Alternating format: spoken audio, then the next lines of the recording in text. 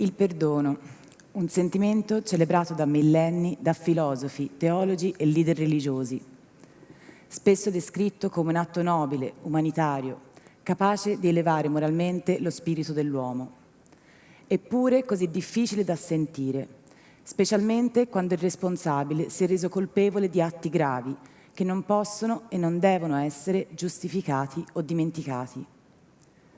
Nei prossimi minuti vorrei parlarvi delle origini di questo sentimento e rivelarvi in che modo credo possa e debba essere sviluppato, anche quando la gravità della situazione può renderlo difficile e controverso. Perché penso che il perdono debba essere sviluppato? Sicuramente abbiamo tutti vissuto l'esperienza di essere trattati ingiustamente qualche volta. Magari siamo stati abbandonati da un caro amico nel momento del bisogno, oppure traditi da una persona che amavamo molto. Come ci siamo sentiti in quel momento? Probabilmente la tristezza, la rabbia e il risentimento hanno iniziato a tormentarci e magari abbiamo anche iniziato a desiderare di vendicarci contro chi ci ha ferito. Che hanno danneggiato però questi sentimenti? Le persone che ci hanno fatto del male oppure soltanto noi stessi? È su questa domanda che vorrei riflettere con voi oggi, perché sono convinta che, come disse una volta il grande scrittore americano Mark Twain, la rabbia è un acido che può provocare più danno al contenitore che la custodisce che a qualsiasi oggetto sul quale venga versato. Ma qual è l'origine della rabbia? E se ci provoca tanto danno, come possiamo superarla? Ricerche condotte nel campo della psicologia sociale hanno dimostrato che la rabbia e il risentimento scaturiscono principalmente dal modo in cui spieghiamo le azioni di chi ci ha ferito. Secondo questi studi, quando ci troviamo nella posizione della vittima, tendiamo a dipingere erroneamente chi ci ha fatto del male come una persona fondamentalmente cattiva. Per esempio, l'amico che ci ha abbandonato è descritto come un opportunista, il genitore che ci ha fatto un torto come un egoista, e il nostro marito o nostra moglie che ci ha tradito come un infedele. Al contrario, però, quando siamo stati noi a tradire qualcuno o a ferire qualcuno in qualche modo, in genere tendiamo a dipingere le nostre azioni come il risultato di accadimenti esterni e circostanze al di là del nostro controllo. Per esempio, ci giustifichiamo dicendo che la nostra è stata soltanto una reazione al comportamento negativo dell'altro, oppure che in quel momento eravamo sotto stress o che stiamo attraversando un periodo difficile. La ricerca dimostra quindi che le persone tendono ad attribuire erroneamente il comportamento degli altri a caratteristiche fisse della loro personalità e il proprio comportamento a circostanze esterne. Gli esperti chiamano questa tendenza l'errore di attribuzione. La mia idea è che se vogliamo lasciare andare la rabbia e il risentimento che ostacolano lo sviluppo del perdono, dobbiamo correggere l'errore di attribuzione. Secondo questa idea, quindi, l'errore di attribuzione è uno dei principali ostacoli al perdono e la causa di molti conflitti che ci tengono separati l'uno dall'altro sia a livello individuale che a livello collettivo.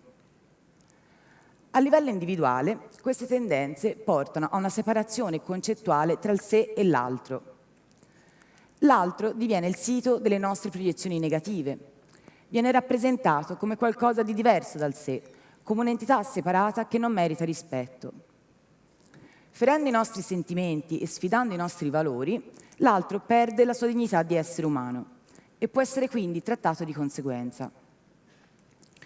A livello collettivo, queste tendenze psicologiche portano da un lato a guerre e scontri interminabili, come il conflitto israelo-palestinese, la guerra civile in Siria e il terrorismo.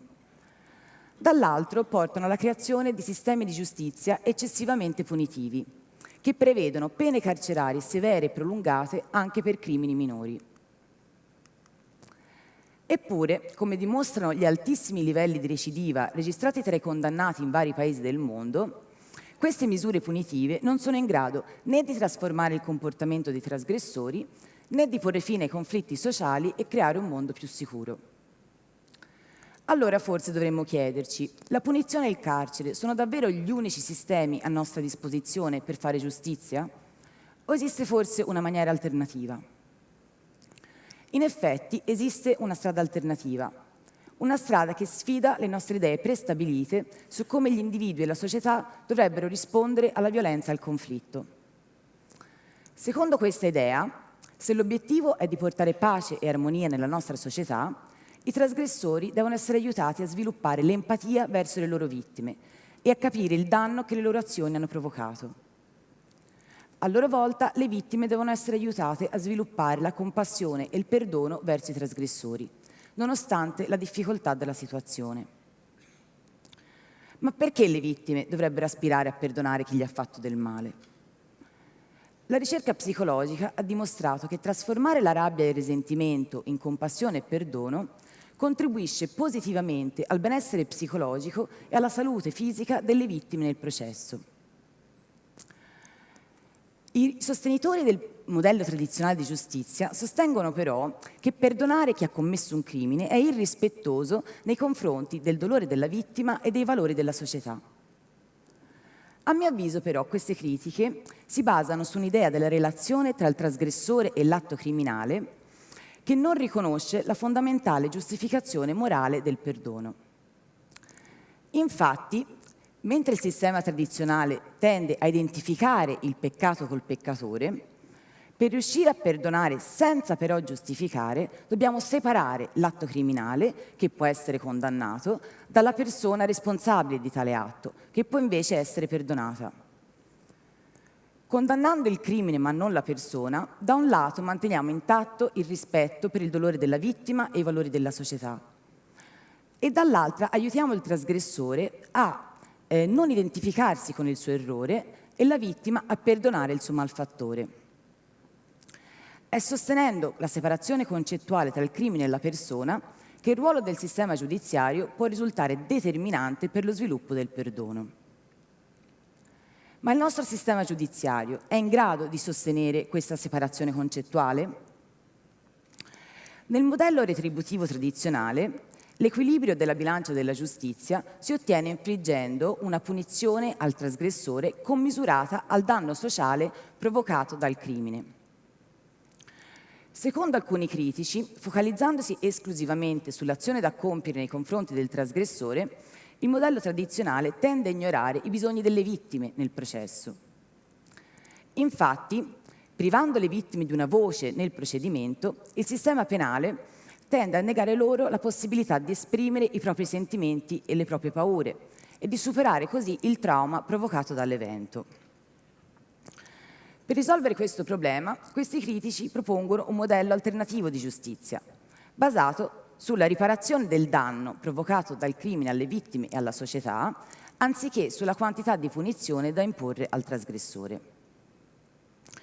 Ci sono vari metodi per implementare questo modello, ma quello che sicuramente ha avuto più successo è la conferenza riparativa.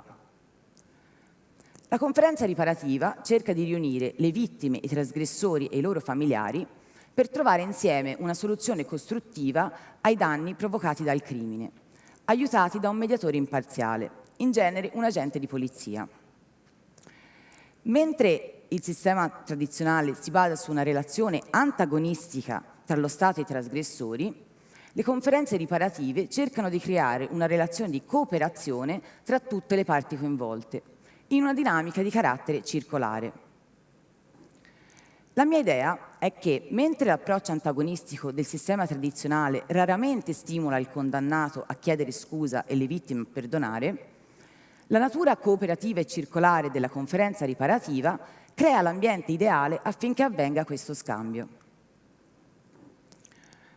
Questa idea si basa su una serie di studi condotti in Australia e Nuova Zelanda che hanno dimostrato le straordinarie potenzialità trasformative di questo modello. Come abbiamo visto, per esempio, per riuscire a perdonare, la vittima deve riuscire a separare l'identità del criminale dal suo comportamento, per esempio identificando le circostanze esterne che possono aver contribuito alle sue azioni. Gli studi australiani e neozelandesi dimostrano che la maggioranza delle conferenze riparative sono in grado di sostenere questa separazione concettuale. Infatti, quasi il 70% delle vittime intervistate in Nuova Zelanda descrivevano il trasgressore come una persona fondamentalmente buona che aveva però compiuto un'azione sbagliata, mentre le vittime intervistate in Australia raramente disapprovavano il trasgressore come persona.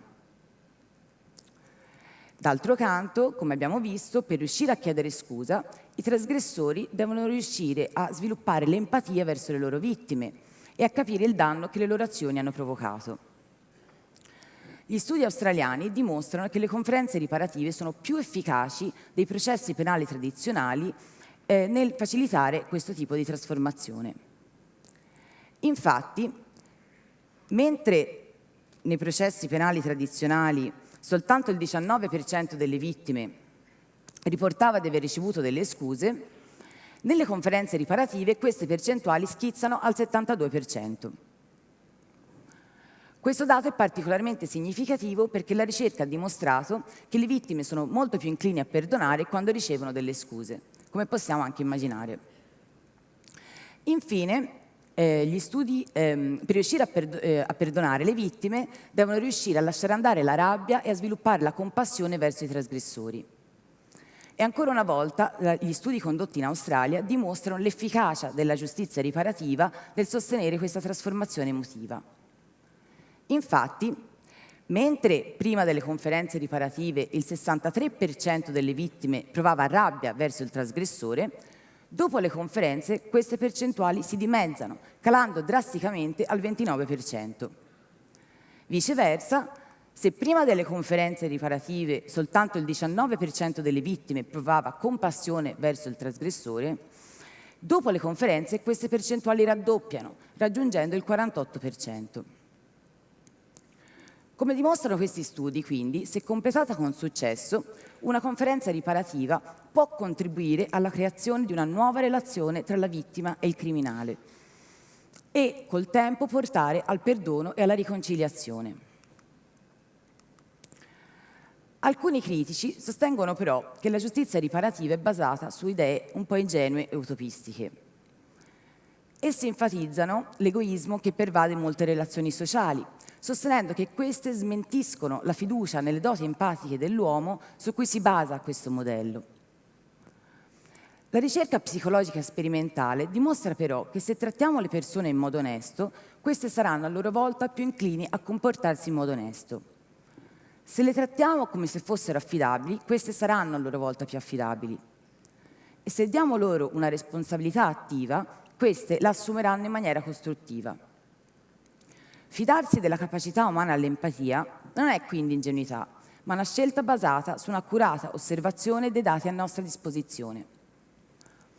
La giustizia riparativa non è neanche una proposta utopistica. Anzi, questo modello è oggi sviluppato in vari paesi anglosassoni, come gli Stati Uniti e l'Inghilterra, in paesi devastati dalla guerra civile, come la Ruanda, e in varie altre parti del mondo, tra cui anche l'Italia. Nonostante questi progressi, però, siamo ancora a uno stato embrionale e il sistema giudiziario è oggi più che mai pieno di problemi.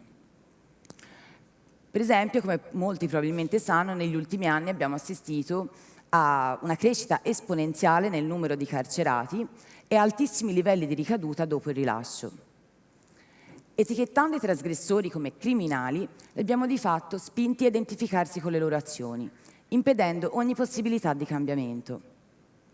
Al contrario, se riusciamo a separare l'identità del criminale dalle sue azioni e a ripensare che cos'è la giustizia e che cosa vogliamo ottenere attraverso il suo utilizzo, possiamo creare un modello alternativo che miri non tanto all'inflizione della pena, quanto al benessere e alla maturazione di tutte le parti coinvolte, vittime, trasgressori e collettività.